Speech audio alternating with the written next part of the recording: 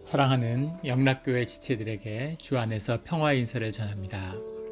오늘 5월 1일 금요일 묵상 본문은 열왕기상 11장 14절로 25절까지의 말씀입니다. 오늘의 본문 말씀은 이렇게 시작합니다. 여호와께서 에돔 사람 하닷을 일으켜 솔로몬의 대적이 되게 하시니 솔로몬의 평화의 시대, 솔로몬의 영광의 시대가 막을 내려가고 그가 주님을 잃어버리고 우상 숭배에 빠짐으로 여호와의 눈앞에서 악을 행함으로 솔로몬의 평화의 시대가 이제 끝을 맺고 있는 거죠. 주님의 임재가 소멸하면서 이제 세상의 권세, 악의 권세가 솔로몬의 왕국에 들이우고 있습니다. 그런데 성경은 분명히 솔로몬의 왕국에서 일어나는 반란의 시작을 그 중심에 주님의 섭리가 있었다고 지적하고 있는 것이죠. 여호와께서 에돔 사람 하닷을 일으켰다 이렇게 이야기하고 23절에는 하나님이 또 엘리야의 아들 르손을 일으켜 솔로몬의 대적자가 되게 하시니 솔로몬에 맞서는 대적자들을 주님이 일으키셨다는 겁니다. 이것은 솔로몬을 일깨우고 또 솔로몬이 더 큰 악을 행하지 않도록 솔로몬을 경계하려고 하는 주님의 의지적인 개입일 수 있는 것이죠. 또 다른 측면에서는 솔로몬이 주님의 그 세상을 다스리는 섭리와 질서가 솔로몬 안에서 무너졌기 때문에 그 하나님의 통치의 원리, 하나님의 임재와 그 다스림이 그 힘을 잃어버렸기 때문에 그런 대적의 권세, 대적의 힘이 세상을 침노하게 되는 그런 일들은 자연스러운 것이라고도 볼 수 있겠습니다. 주님의 평화의 때에는 그 주님의 은혜를 알지 못했던 것이죠. 이제 그것이 약해지니까 그러니까 이제 악한 권세가 그 모든 평화를 무너뜨리는 그것이 득세하는 악이 득세하는 일들을 보게 되는 그것을 오늘 본문은 다루고 있습니다. 하닷의 역사도 또 주님이 함께 하시지 않으면 일어날 수 없는 일이죠. 오늘 보면 15절에 다윗이 에돔에 있을 때 군대 지휘관 요압이 가서 죽임을 당한 자들을 장사하고 에돔의 남자를 다 쳐서 죽였는데 요압은 에돔의 남자를 다 없애기까지 이스라엘 무리와 함께 6달 동안 그곳에 머물렀더라. 에돔에 있는 남자를 다 죽이진 못했겠죠. 그리고 그것을 죽이는 식의 그런 역사는 있을 수 없었을 것입니다. 에서의 후손들 리세온이 에돔이란 나라는 끝까지 이스라엘과 원수와 같이 지내는 그런 민족이 되었죠. 그런데 에돔의 남자를 다 죽이려고 했다면 주둔군이 오래 머무를 필요도 없었을 것입니다. 아마 전쟁을 하려던 자들, 또 이스라엘에 대적하는 자들을 없애기 위해서 군대가 상당 기간 주둔했다는 이야기겠죠. 그런데 그 가운데에서 살아남은 아이가 있다는 겁니다. 17절에 보면 그때 하닷은 작은 아이라 그의 아버지 신하 중에 에돔 사람 몇몇과 함께 도망하여 애굽으로 가려 하여 이렇게 쓰고 있습니다. 여기서 작은 아이라는 말은 나아르라는 말인데 솔로몬이 주님 앞에 나아갈 때 항상 자신을 나아르라고 이야기하죠. 그때는 내가 주님 앞에서 보잘것없는 사람, 작은 사람입니다 라는 의미를 겸손의 뜻으로 쓰였다면 여기서의 나아르라는 건 정말로 어린아이란 뜻입니다. 나이가 어렸기 때문에 살아남은 것이죠. 그런데 나이가 아무리 어렸더라도 왕족이라고 하면 죽었을 겁니다.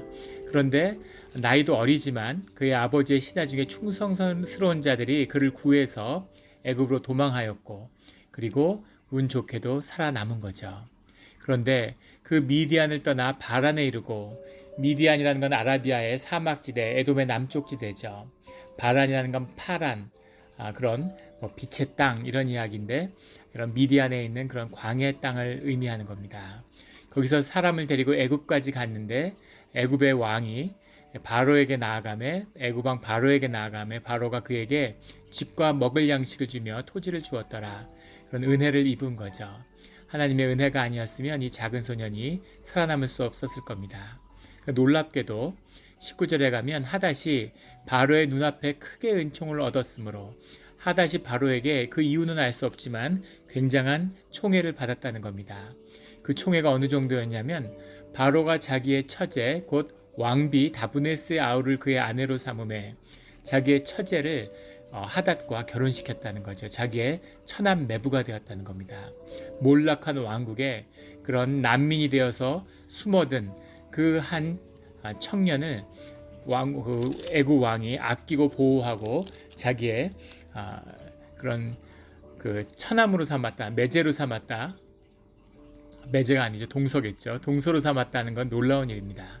여기서 왕비라는 말은 학비라라는 말인데, 학비라는 그 집의 여주인 이런 뜻이죠. 바로가 여러 명의 부인을 거느렸을 텐데 그 중에 첫 번째 부인이란 뜻입니다. 그리고 학비라는 학비라의 아들이 그 다음에 바로가 되는 거죠. 그러니까 굉장한 권세를 지닌 그런 왕비의 여동생을 부인으로 얻었으니까 또 거기서 태어난 아이는 바로의 왕실의, 애굽의 왕실의 일원이 되는 거죠. 그래서 하단이 굉장히 막강한 그런 배경을 얻게 되었음을 알 수 있습니다. 그가 뒤에 돌아와서 다시 에돔 왕국을 재건하게 되는 그 바탕과 힘이 되는 거죠. 23절에는 엘리아다의 아들 르손이 일어나서 솔로몬의 대적자가 되었는데 그의 주인 소바왕 하닷 에셀에게 도망한지라. 소바 하닷 에셀에게 그 수리아에 있는 한 왕국인 소바 왕에게 도망갔는데 다윗이 소바 사람을 죽일 때 르손이 사람들을 자기에게 모으고 그 무리의 괴수가 되어 그 소바 사람을 죽일 때 소바의 중심이 된 다음에 다메섹으로 가서 왕이 되었더라. 이렇게 나옵니다. 25절에는 르손이 수리아의 왕이 되어 이스라엘을 대적하고 미고하였더라. 한 작은 반란자가 이스라엘에서 도망했는데 그가 소바로 도망갔다가 소바의 지도자가 되고 다시 수리아의 왕이 되어서 이번엔 이스라엘을 위협하는 자가 되었다는 거죠. 근데 참 흥미로운 것은 하닷도 마찬가지고 르손도 마찬가지고 에돔의 왕, 수리아의 왕이 된 당대의 영웅들이겠죠. 근데 그들이 모두 다 다윗에게 원수가 진 사람들이라는 겁니다. 다윗이 사람을 죽인 것 때문에, 그의 부모를 죽인 것 때문에 솔로몬을 미워하는 자들이 되었다는 거죠. 다윗의 은혜 때문에, 다윗의 은총 때문에, 다윗이 흘린 피 때문에 평화의 왕국을 열었죠. 다윗의 은혜 때문에 주님으로부터 은총을 받았습니다. 솔로몬은. 그런데 이제는 다윗 때문에 원수가 되고 다윗의 한 일 때문에 대적이 생기고 다윗 때문에 평화가 깨져가고 있는 거죠. 보이시나요? 다윗 때문에 은혜를 입은 자가 이제 다윗 때문에, 아버지 때문에 은혜를 입은 자가 이제 아버지 때문에 대적이 일어나고 환난을 겪고 있다는 겁니다. 똑같은 것이 주 안에서 은혜의 도구가 되었는데 이제는 저주의 도구로 쓰임받고 있다는 거죠. 이런 일은 우리가 현실에서도 얼마든지 볼 수 있습니다. 예전에 유럽의 독일이 유로화에 가입될 때 그때 모두 독일을 바보라고 비웃었습니다. 경제학자들은. 마르크화는 초강세 통화였는데 유럽의 라틴 왕 국가들의 약세 통화하고 섞으니까 국가 경제가 굉장히 어려워지는 거죠. 유럽의 병자라고 온갖 조롱을 다 당했는데 나중에 경제가 안정되고 나니까 이번에는 독일이 그 약세 통화 때문에 엄청나게 무역이 잘 되고 강세를 보이는 거죠. 옛날 마르크화 시절이라면 마르크화가 다시 강세를 보여야 되는데 이 유로화 안에 뒤에 있으니까 계속 환율의 보호를 받는 겁니다. 그래서 천하무적의 경제가 됐죠. 그래서 이제는 유로존의 심장으로 불리고 세계 경제를 선도하는 나라가 됐죠. 독일의 가장 큰 약점은 과잉의료라는, 너무 병상이 많고 너무 의료진이 많다는 것이었습니다. 그게 늘 약점으로 지적됐는데 이번에 코로나 사태를 겪으면서 오히려 그 모든 약점들이 강점으로 작용해서 프랑스나 이탈리아나 스페인에 비해서 훨씬 더 치명률이 낮은 그런 것을 보여주고 있죠. 어떤 시대에는 그것이 약점이었는데 어떤 시대가 바뀌니까 그것이 큰 강점으로 변하는 그런 일들을 우리는 역사에서 수없이 많이 볼 수 있습니다. 내게 되게 부족한 것처럼, 연약한 것처럼 보였던 것이 주 안에서 강점이 되고 장점이 되는 거죠.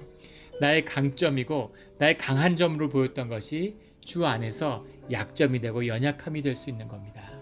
그래서 우리가 늘 주님의 은혜 가운데 살아야 되는 거죠.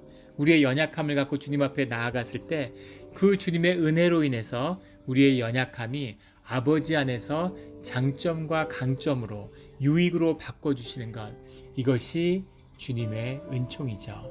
오늘 주님의 은총을 입었던 솔로몬의 은총이 어떻게 사라지는지, 그리고 그 시대에 저주받은 삶처럼 보였던 하닷과 르손의 인생이 어떻게 그의 약점과 그들의 그런 배경의 연약한 부분들이 또 주의 은혜를 만나니까 어떻게 강점이 되고 어떻게 피어나는지를 보게 되는 거죠.